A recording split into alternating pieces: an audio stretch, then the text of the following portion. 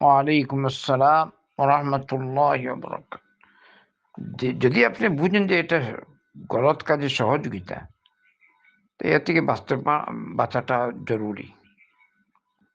কারণ আল্লাহ পাক বলেছেন, ওয়ালা তাআওয়ানু আলাল ইসমি ওয়াল উদওয়ান।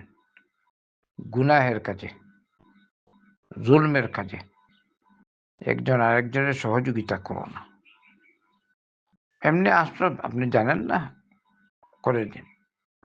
আর যদি জানেন নির্দিষ্ট ব্যক্তি, এ ব্যক্তি সুদী লেনদেন করবে অথবা সুদের সাথে সম্পর্কিত হারাম কাজের সাথে সম্পর্কিত কিছু করবে, তাহলে আপনি এগুলো থেকে এড়িয়ে চলবেন।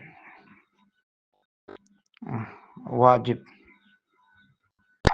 কিন্তু এখন তো এগুলো তো আর অহরহ চলছেই, মানুষ বাঁচবে কিরকম? ইয়া আল্লাহুল মুস্তাআন। তাই সাবধান হয়ে বাঁচার চেষ্টা করুন।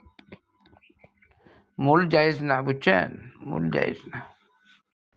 কিন্তু বর্তমান যে জমানা, আল্লাহ রাসূল সাল্লাল্লাহু আলাইহি ওয়াসাল্লাম এই যে বলেছেন, এমন জমানা আসবে যে দিনের উপর চলাটা ওইরকম কষ্টকর হবে, যেমন হাতে যদি অঙ্গার রাখে, কাল কাবিদ আলাল জামরি,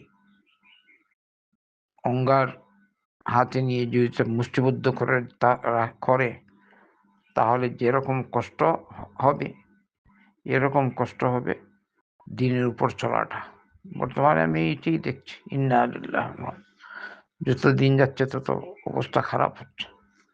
আল্লাহ আমাদেরকে মাফ করুন। বারাকাল্লাহু ফিক।